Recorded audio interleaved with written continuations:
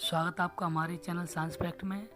आज हम लेकर आए हैं जनरल साइंस से बहुत ही महत्वपूर्ण प्रश्न जो अक्सर परीक्षा में पूछे जाते हैं और ये वीडियो आपके लिए बहुत ही खास होने वाली है, इसलिए वीडियो को अंत तक देखें। वीडियो को लाइक करें, शेयर करें और हमारे चैनल को सब्सक्राइब करें। चलते हैं वीडियो की तरफ। शुरू करते हैं आज का पहला प्रश्न।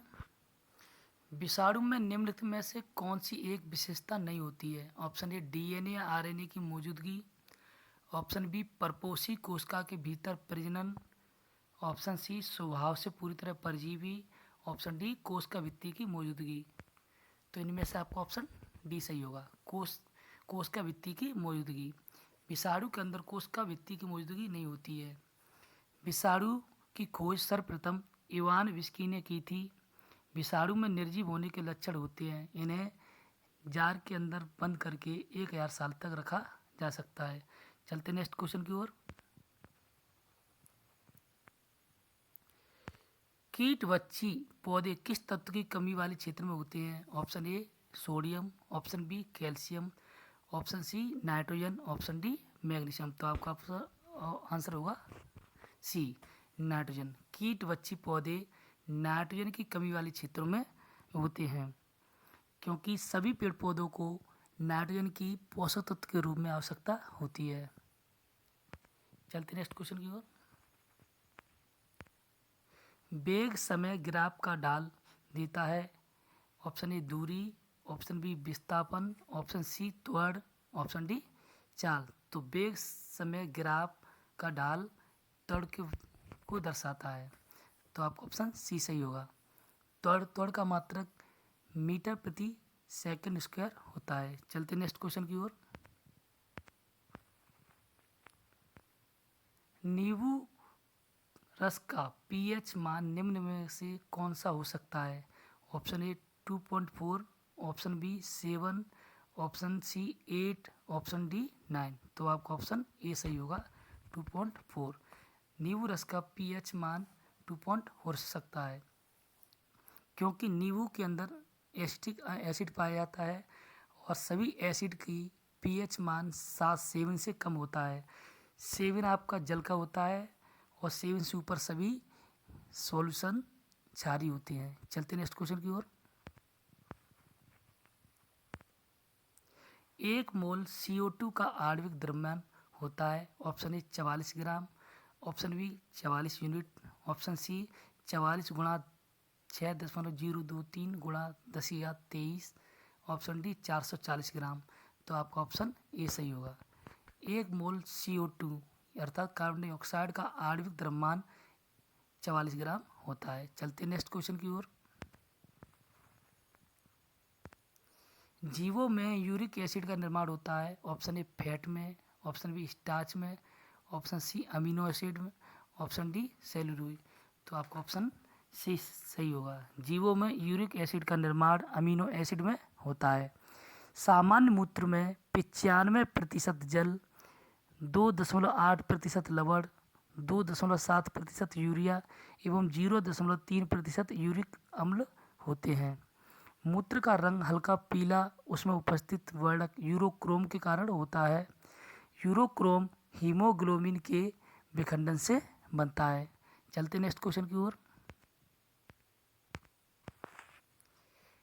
यदि पृथ्वी के सतह पर गुरुत्वीय त्वरण का मान g हो तो पृथ्वी के सतह से r दूरी पर गुरुत्वीय त्वरण का मान हो जाएगा। Option A g, option B g/2, option C g/4, option D g/9। तो आपका ऑप्शन सी सही होगा g/4। चलते नेक्स्ट क्वेश्चन की ओर। निम्न में से किसका इलेक्ट्रॉनिक विन्यास अक्रिय गैस जैसा है? ऑप्शन ए धनात्मक सोडियम, ऑप्शन बी ऋणात्मक chlorine, option C aluminium, option D potassium. तो आपका ऑप्शन ए सही होगा धनात्मक सोडियम। धनात्मक सोडियम का इलेक्ट्रॉनिक विन्यास अक्रिय गैस जैसा होता है। अक्रिय गैसों की कुल संख्या 6 है। इनमें से आपके helium, neon, argon, xenon, krypton एवं रेडॉन, ये सभी अक्रिय गैसें हैं। नियॉन गैस का उपयोग नियॉन लैंप में किया जाता है जबकि रेडोन गैस का उपयोग कैंसर के इलाज में किया जाता है। चलते नेक्स्ट क्वेश्चन की ओर। एंट्रोपी की इकाई क्या होती है?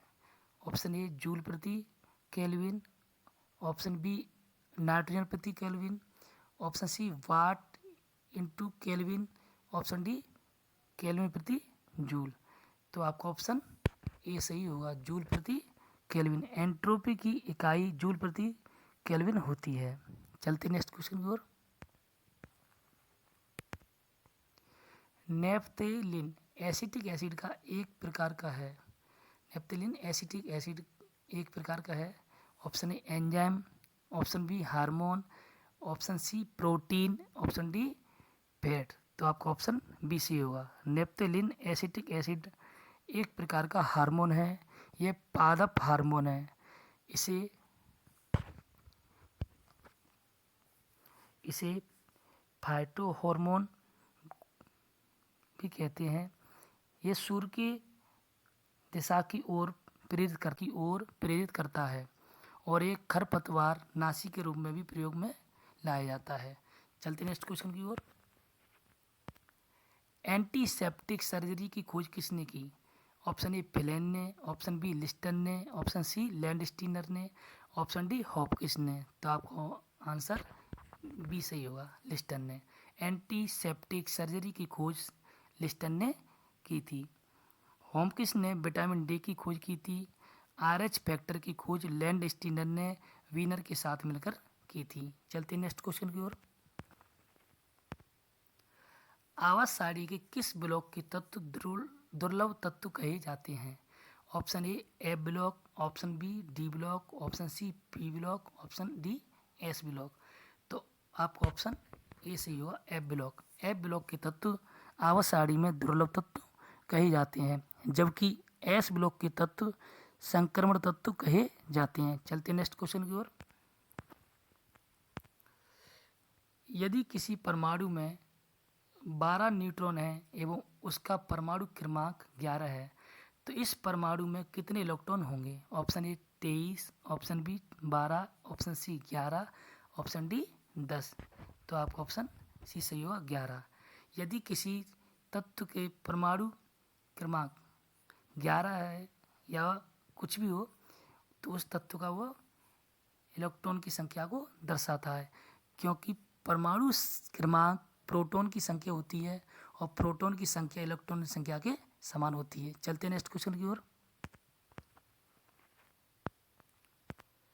किसी पदार्थ के 1 किलोग्राम द्रव्यमान का ताप 1 डिग्री सेल्सियस से बढ़ाने के लिए आवश्यक ऊष्मा को क्या कहते हैं?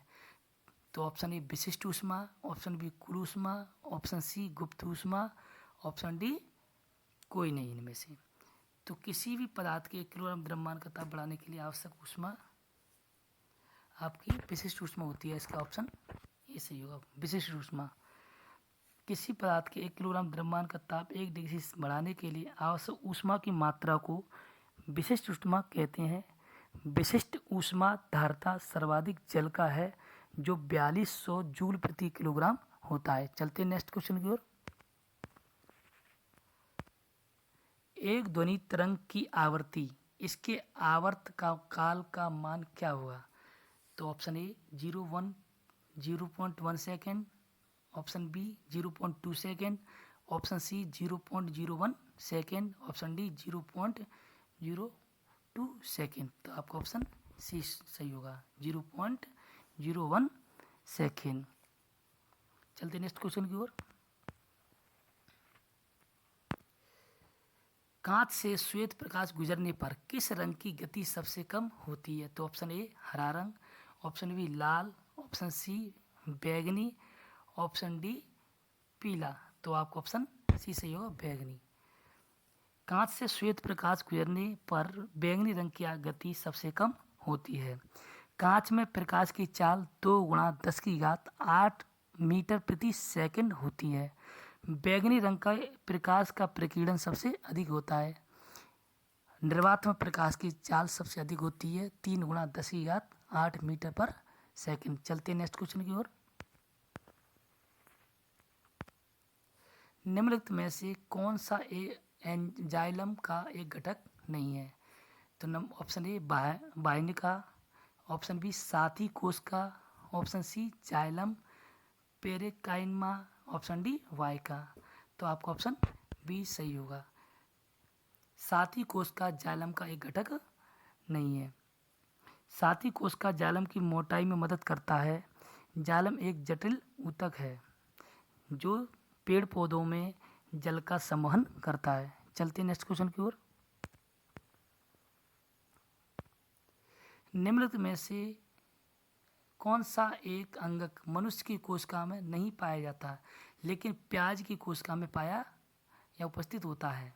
ऑप्शन ए कोशिका भित्ति, ऑप्शन बी कोशिका द्रव्य, ऑप्शन सी नाभिक, ऑप्शन डी झिल्ली प्लाज्मा। तो आपका ऑप्शन ए सही होगा, कोशिका भित्ति। कोशिका भित्ति मनुष्य की कोशिका में नहीं पाया जाता है लेकिन प्याज की कोशिका में उपस्थित होता है। कोशिका के अध्ययन को साइटोलॉजी कहा जाता है। कोशिका की सर्वप्रथम खोज रॉबर्ट हुक ने की थी। चलते नेक्स्ट क्वेश्चन की ओर। निम्नलिखित में से किसे पादप जगत का उभयचर कहा जाता है? Option A bryophytes, option B शैवाल, option C pteridophyte, option D gymnosperm. तो आपका ऑप्शन ए सही होगा, ब्रायोफाइट्स। ब्रायोफाइट्स को पादप जगत का उभयचर कहा जाता है। ब्रायोफाइटा जल तथा नमी दोनों स्थानों पर पाया जाता है। ब्रायोफाइटा में जाइलम एवं फिलोएम का पूर्णतः अभाव पाया जाता है। उदाहरण के लिए मोसेस, हॉर्नवर्ट और लिवरवर्ट आदि इसके उदाहरण हैं। चलते नेक्स्ट क्वेश्चन की ओर। निम्नलिखित में से किस रेशा को सेल्यूलोज पुनर्जनित रेशा कहा जाता है? Option A plastic, option B acrilan, option C polymer, option D rayon. तो आपका ऑप्शन डी सही होगा, रेयन। रेयन को सेल्यूलोज पुनर्जनित रेशा कहा जाता है। रेयन रासायनिक दृष्टि से सूत के समान है। मानव द्वारा संश्लेषित प्रथम रेशा नायलॉन है। चलते नेक्स्ट क्वेश्चन की ओर। निम्नलिखित में से कौन सा एक ब्लू बेबी सिंड्रोम से संबंधित है? Option A nitrate, option B पारा, ऑप्शन सी सीसा, ऑप्शन डी लोहा। तो आपका ऑप्शन ए सही होगा, नाइट्रेट।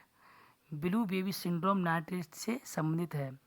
पेयजल में नाइट्रेट से बच्चों में ब्लू बेबी रोग होता है।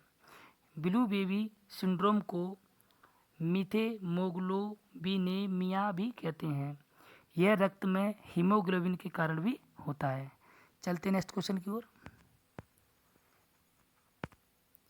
चाय का लाल कीट रोग किसके द्वारा होता है? ऑप्शन ए हरे शैवाल के द्वारा, ऑप्शन बी लाल शैवाल के द्वारा, ऑप्शन सी कवक के द्वारा, ऑप्शन डी भूरे शैवाल के द्वारा। तो आपका ऑप्शन ए सही होगा, हरे शैवाल के द्वारा। चाय का लाल कीट रोग हरे शैवाल के द्वारा होता है। लाल शैवाल से चाय का निकोटीन जहरीला हो जाता है। चलते नेक्स्ट क्वेश्चन की ओर। ज्वार के फल को क्या कहते हैं? Option A cypsela, option B caryopsis, option C achene, option D legume. तो आपका ऑप्शन बी सही होगा, कैरियोप्सिस। ज्वार के फल को कैरियोप्सिस कहते हैं। चलते नेक्स्ट क्वेश्चन की ओर। मोनोजाइट किसका अयस्क है? ऑप्शन ए जर्कोनियम का, ऑप्शन बी थोरियम का, ऑप्शन सी टाइटेनियम का, ऑप्शन डी लोह का। तो आपका ऑप्शन बी सही होगा, मोनोजाइट थोरियम का अयस्क होता है। भारत के केरल के तट के बालू में मोनोजाइट प्रचुर मात्रा में पाया जाता है। मोनोजाइट हीलियम का एक अच्छा स्रोत होता है। चलते नेक्स्ट क्वेश्चन की ओर। जब हाइड्रोजन परमाणु प्रथम उत्तेजित स्तर में होता है तो इसकी त्रिज्या मूल अवस्था की त्रिज्या की तुलना में है। ऑप्शन ए बराबर, ऑप्शन बी आधी, ऑप्शन सी दोगुनी, ऑप्शन डी चारगुनी। तो आपका ऑप्शन डी सी होगा, चारगुनी। जब हाइड्रोजन परमाणु प्रथम उत्तेजित स्तर में होता है तो इसकी त्रिज्या मूल अवस्था की त्रिज्या की तुलना में 4 गुना होती है। चलते हैं नेक्स्ट क्वेश्चन की ओर। पृष्ठ तनाव की इकाई क्या है? ऑप्शन ए डायन प्रति सेंटीमीटर स्क्वायर, ऑप्शन बी अर्ग प्रति सेंटीमीटर, ऑप्शन सी जूल प्रति मीटर, ऑप्शन डी न्यूटन प्रति मीटर। तो आपका ऑप्शन डी सही होगा, न्यूटन प्रति मीटर। चलते नेक्स्ट क्वेश्चन की ओर। द्रव के प्रवाह के आंतरिक प्रतिरोध को कहते हैं द्रवता, ऑप्शन बी विशिष्ट प्रतिरोध, ऑप्शन सी श्यानता, ऑप्शन डी पृष्ठ तनाव। तो आपका ऑप्शन सी सही होगा। द्रव प्रवाह के आंतरिक प्रतिरोध को श्यानता कहते हैं। एक आदर्श तरल की श्यानता 0 होती है। ताप बढ़ने पर द्रवों की श्यानता घट जाती है, परंतु गैसों की श्यानता ताप बढ़ने पर बढ़ जाती है। चलते हैं नेक्स्ट क्वेश्चन की ओर। राउल्ट के नियम के अनुसार एक विलयन के वाष्प दाब में आपेक्षिक अवनमन बराबर होता है। ऑप्शन ए विलेय के मूल के, ऑप्शन बी विलायक के मूल के भिन्न, ऑप्शन सी विलायक के मूल के, या ऑप्शन डी विलायक के मूल के भिन्न। तो ऑप्शन डी सही होगा, विलेय के मूल के भिन्न होता है। राउल्ट के नियमानुसार एक विलयन के वाष्प दाब में आपेक्षित अवनमन विलेय के मूल के भिन्न के बराबर होता है। राउल्ट एक फ्रांसीसी रसायन शास्त्री थे। इन्होंने 1881 ईस्वी में ऊष्मागतिक का नियम दिया था। चलते नेक्स्ट क्वेश्चन की ओर। 5 जगत प्रणाली में वर्गीकरण का एक मुख्य आधार क्या होता है? ऑप्शन ए पोषण, ऑप्शन बी शोषण, ऑप्शन सी उत्सर्जन, ऑप्शन डी संचलन। तो आपका ऑप्शन ए सही होगा। 5 जगत प्रणाली में वर्गीकरण का मुख्य आधार पोषण होता है। चलते नेक्स्ट क्वेश्चन की ओर।